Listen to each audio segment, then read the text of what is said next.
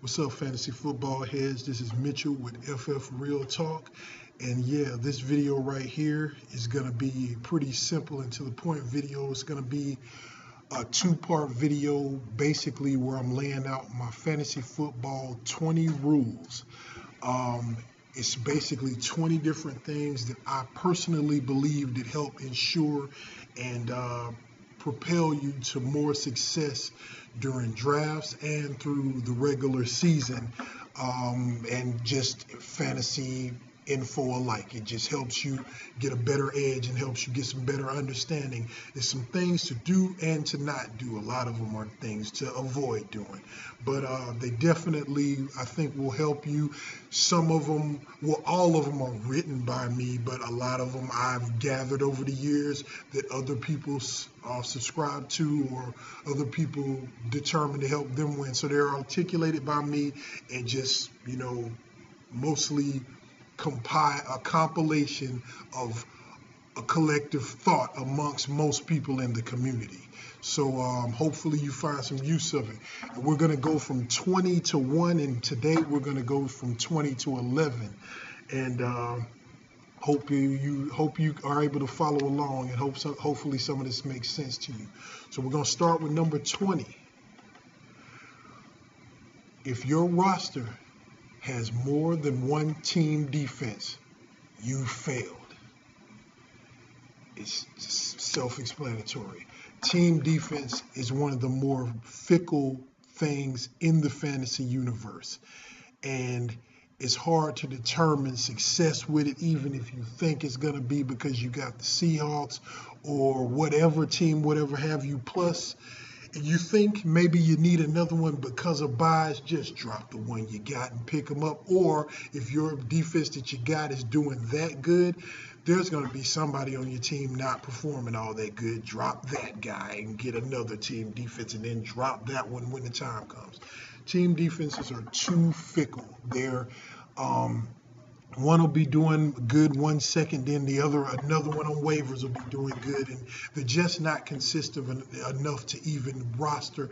They're not consistent enough to bite early in any draft, so they're definitely not consistent enough to roster two of them. So just don't do it. Avoid having two team defenses. It's just that simple. It's about the same as having two kickers.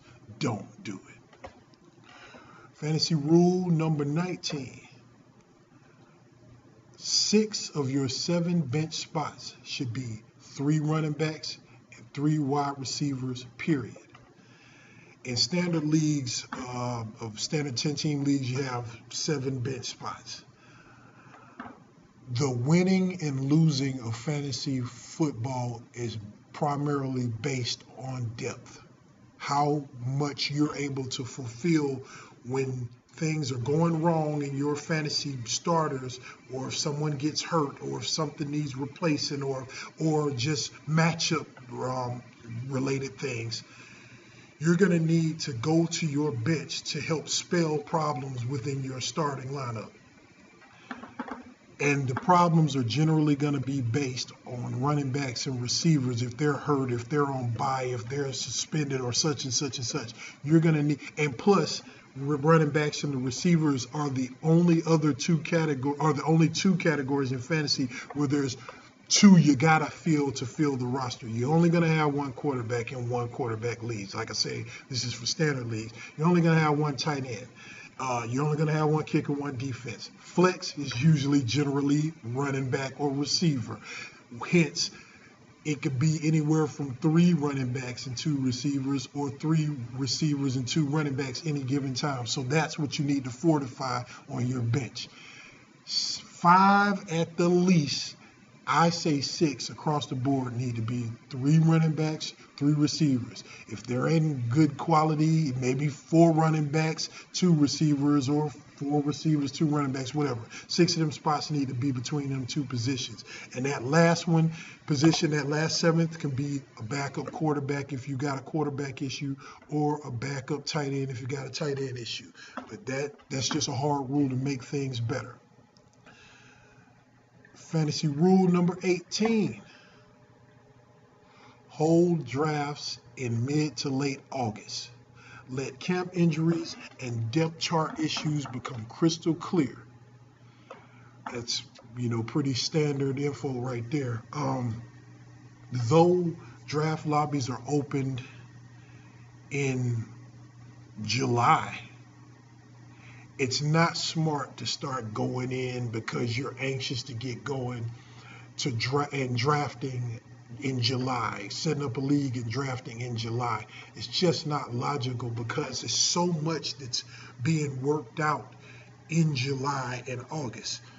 Depth charts, injuries, suspensions, issues that come up, lack of performance, trades, anything. There's a myriad of things that can happen before the first 2-3 preseason games get going for you to even warrant drafting that early. I know you want to get started, but for example, right now in every league that I've done,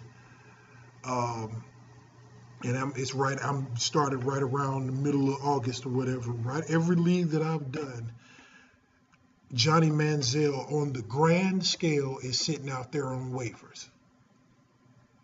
But come Tuesday, when it's supposed to be determined whether it's going to be him or Brian Hoyer that's going to start.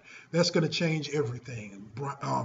Johnny Manziel, if he becomes a starter, he's going to fly off every waiver. Drop ads are going to be going through the roof. And drafts that come after that, Johnny's going to be rostered and drafted, no questions asked. So you want to know that before things. That's just one example. It's a million of them right here. If you drafted too early, this Dwayne Bowe situation is something. If you drafted before, if you had a league where it happened to get started before the Ray Rice decision, you wouldn't have known that he just only got 2 games or whatever. So draft in August is smart that way. Mid-August to even the week before the season starts. Rule number 17. The extra, and this is for auctions, the extra you spend on a player that's supposed to be a stud, the player that you just had to have no matter what, will cost you later. Every dollar matters. In fantasy auctions, there'll be a time, like I've said in my auction video, the beauty of auctions is everybody has a chance to get anybody they want. You want Adrian Peterson, if you're willing to pony up the money, you can get him. But that extra money that you spend because you had to have Adrian Peterson may cost you later. And you might think, okay, Adrian Peterson went for $62. And I would have loved to get him for $60, but $62, what's the difference? It's a big difference. You'll notice it when it comes down to the end of the auction and your max bid is instead of $4 is $2. And when that $4 could have got you this player you just saw go off the board for $4, you like, oh man, if I had only $2 more, I could have got such and such instead of being my max at being at $2. That's where that $2 comes in.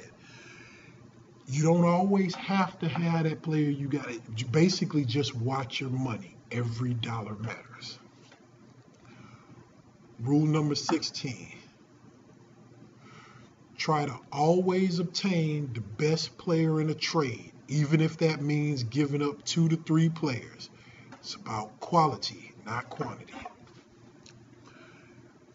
Another one that's kind of a, rule in the fantasy community is it's okay to be on the side of a trade that gives away more to get one, because that frees up your team to be able to go waiver picking. And usually that generates getting the best player in a trade, which is the bottom line of what you want. You want to come away from a trade with the best player in it. So what that says is, say you got a running back issue and somebody's got a surplus of running backs and he has that guy's third running back that has the surplus has Zach Stacy. So but he needs receivers and you need Zach Stacy. And you have a surplus of receivers. So say you offer up Keenan Allen and Wes Welker for Zach Stacy. Or Antonio Brown and Wes Welker for Zach Stacy. Those might sound like a lot because Antonio Brown is a #1 receiver, but Wes Welker this year is probably going to be on the decline. And the best player among those three is Zach Stacy. I don't know if Zach. Let me think about that. This is all off the cuff. Antonio Brown and Wes Welker is a little heavy, but if you're able to give up Keenan Allen and Wes Welker for Zach Stacy, you do that deal all day. And then basically all you lost was Keenan Allen, and there's somebody on the waiver that will pop to pick up a lot of the slack that Wes Welker was going to do. Plus, you pick up a number 2 with #1 upside running back. If you need a running back, be prepared. Well, in that example, if you need a running back, be prepared to give up what seems like more to get the best player in a trade. Rule number 15. Think but don't overthink your draft and weekly moves. As Matthew Berry of ESPN's Fantasy Focus, who I'm a big fan of, says, don't get cute. That's something I subscribe to thoroughly. In a draft, when you got these players sitting here, and I've said it several times now in these videos, draft is about value. So when you got this, you think you need a receiver so bad, but this is real good running back up there, and you pass on him because you think you need a receiver, don't do it. That's getting cute. Get the best value in the draft. But being cute mostly happens during weekly moves. You start reading all the spectators and the commentators and the pundits and the fantasy analysts saying, oh, this matchup is going to be hard for the Chiefs this week. Nobody got this amount of running room on this defense, and Jamaal Charles is facing an uphill battle, this, that, or the other. So you got Jamaal Charles on your team. You also have on your bench, say you have Joique Bell, and Joique Bell has a tasty matchup.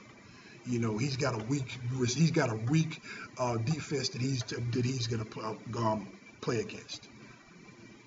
You don't bench Jamaal Charles to put in Joique Bell. Joique Bell is a great player and is a great even starting player, but you never bench your studs. That's trying to be cute. That's thinking too much. Always start your studs. Start your studs every week. Matchup. Don't let them, they're never matchup dependent. Start your studs. Don't get cute. Always play the guys that you paid for. Always. Rule number 14. And this, I said in the end of the auction video, I came back in to say it because I forgot it, and it should be the #1 rule for auctions. Never leave money on the table. I've seen it happen too many times. A team will fill its entire roster and they got $30 left, $15 left, even $2 left is too much. It's not hard to do. You only can use it one time. You can't take it with you. It is not gonna, shut down. You got to use all your money or you're gonna lose it. If that means overpaying early or overpaying somewhere to make sure you spend it all, do so. Overpaying gets you a quality stud, and then at least you won't underpay. But you don't have to. You can just maneuver it where every time that you're doing the right amounts to where you're gonna cash out with nothing. Never leave money on the table. I've seen it happen too much. And if you auto draft, it's almost every time you're gonna leave some because the computer somehow, I guess, isn't intuitive enough to spend everything. Always budget yourself to where you spend it all. Though you don't want to go too heavy early, make sure I'd rather spend too heavy and then have super studs than to have money on the table when it's over. Rule number 13, also in relation to auctions. Never, ever, ever bid what you're not willing to pay. When bluffs get called, cash gets stalled. When bluffs get called, cash gets stalled. Somebody puts up some money, or somebody puts up a player for nomination. It's getting fast and furious, et cetera, et cetera, et cetera. Let's say that player is Brandon Marshall.